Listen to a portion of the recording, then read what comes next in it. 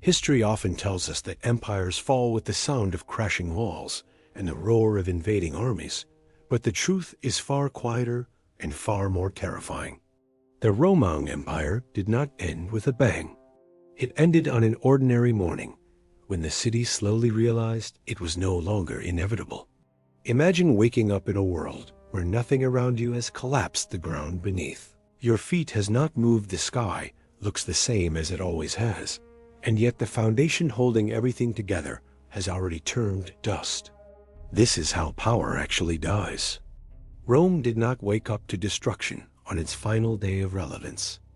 It woke up to the heavy, familiar weight of itself. The sun rose over the 7 hills, just as it had for centuries, casting long amber shadows across stone streets, worn smooth by the relentless passage of countless lives. To any casual observer, the city appeared unchanged, a monument to permanence and continuity. The Colosseum stood like a jagged crown of stone, the Forum hummed with the predictable rhythm of commerce, and the aqueducts continued to carry water as they always had. Everything that made Rome feel eternal was still there, and that familiarity was the disguise. It was a routine so deeply ingrained that no one remembered when it began or why it was being maintained. The danger was not an enemy at the gates. The danger was the sudden, collective realization that the idea of Rome had become more fragile than the marble it was built upon. For centuries, Rome had been the protagonist of the human story.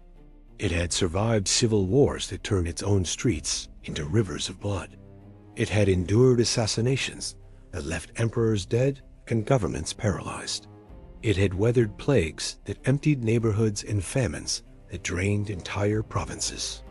Each crisis carved scars into the body of the empire, but none of them touched its soul. Rome always endured because Romans and the world they ruled believed that Rome was not merely a government. It was a law of nature. It was a promise woven into the structure of reality itself, that order would always rise above chaos, and that the center would always hold. But promises are only as strong as the belief that sustains them. On this day, the gears of that belief began to slip. As the morning unfolded, the city's pulse felt subtly wrong. In the markets, merchants argued over prices with practiced irritation, but their voices lacked the sharp edge of confidence. They were haggling over coins that had grown thinner and lighter with each passing year, symbols of a wealth that existed more in memory than in fact. Couriers moved between administrative offices, carrying messages sealed with the heavy wax of imperial authority, yet those messages felt strangely weightless. Orders were still issued, laws were still recited, but the machinery of the state no longer sounded healthy. The deep, steady rhythm of power had been replaced by a dry, grinding noise, the sound of a system working past the point of certainty. At intersections and gates, soldiers stood in formation, their armor dulled by age and neglect, their posture weary rather than commanding. They were no longer the vanguard of civilization, pushing history forward. They were custodians of a legacy, guarding symbols whose meaning was fading. Nothing dramatic happened. No omens split the sky. No alarms rang. Rome continued to perform the role it had perfected over centuries, the role of stability. Yet beneath the performance, the tectonic plates of belief had shifted. The news that arrived that day was not catastrophic. It was accumulative. A province on the frontier had stopped sending taxes, not because of rebellion, but because local governors had quietly ceased pretending to listen. A treaty was signed with a tribal leader, not as an act of dominance, but as a desperate attempt to buy time. An army waited in a distant camp for wages that everyone knew would never come. None of these developments were new. Rome had faced worse in its youth. What made this day different was the silence that followed the reports, the pause before a response, the hesitation that revealed a loss of will. Inside the Senate, the air was thick with incense and old dust. Voices rose in debate, echoing against marble walls built for authority, but the words carried no weight. Senators blamed the usual culprits: corruption, moral decay, foreign influence, the anger of the gods. These accusations had been spoken countless times before, but beneath them lay a truth none of them dared to say aloud. No one believed Rome could fix itself anymore. Decisions were delayed, not because options were lacking, but because belief in the outcome of those decisions had evaporated. Power still existed on parchment. Titles were still pronounced with ritual respect. Offices were still occupied by men in fine robes. But power without belief is an empty structure, a shell that holds its shape only until pressure exposes it. Authority depends on expectation, the expectation that commands will be obeyed and that force will succeed. That expectation had been eroded by 1,000 compromises, each small enough to justify, together large enough to destroy certainty.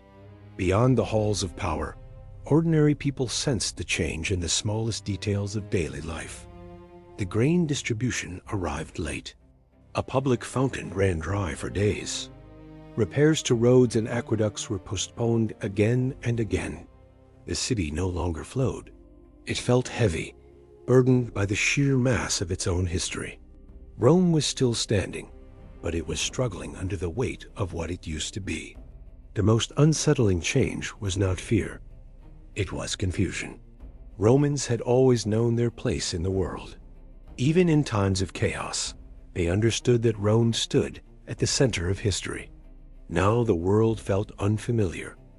Allies felt distant and unreliable. Enemies felt confident and impatient. Rome was no longer shaping events. It was reacting to them. Walls that once projected power outward now felt like barriers holding uncertainty inside. Gates that once controlled the movement of wealth and armies now symbolized hesitation. The city that had conquered half the known world found itself waiting, watching events unfold beyond its control. Some insisted this was only a temporary decline. Rome had recovered from worse, they said. Rome always survived. But belief that must be constantly repeated is already dying. When people have to remind themselves of certainty, certainty is already gone. The rituals continued. Sacrifices were offered to gods whose favor felt increasingly distant. Laws were read aloud in public squares. Commands were issued with formal authority. But beneath every action hovered the same unspoken question, heavy and corrosive. What if this time it doesn't work? That question was the poison that finally stopped the heart of the empire. Empires do not collapse when their enemies grow strong. They collapse when their own people stop believing in permanence. Rome had taught the world that resistance was futile and that its order was eternal. On this day, Rome understood that it had been lying to itself. Negotiations replaced commands. Diplomacy replaced intimidation. Concessions replaced conquest. Rome was no longer dictating the future. It was bargaining for a few more years of the past. There was no public announcement of this decline. No proclamation admitting that the dream was over. The realization spread quietly, unevenly, in moments so small they were almost invisible. A glance exchanged between two officials who no longer trusted their authority. A pause before enforcing a law. A soldier hesitating before asserting control over a citizen who no longer looked impressed by a drawn sword. Each moment meant nothing on its own. Together, they were irreversible. Rome finally saw the truth it had spent centuries avoiding. Its future was no longer its own. For generations, Rome had lived forward, expanding, reshaping reality in its image. Now it looked ahead and saw only reactions, defenses, and the desperate hope of survival. This realization did not inspire unity. It inspired paralysis. Reform felt dangerous. Action felt like a gamble the empire could not afford to lose. Continuity, once Rome's greatest strength, became its prison, and so Rome waited. Waiting is fatal to power. As the sun began to sink, the city appeared unchanged. Marble still glowed in the fading light. Lamps flickered to life.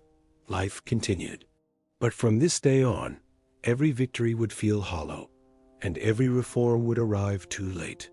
Rome would continue to exist for years, even centuries, performing the gestures of power long after its substance had vanished.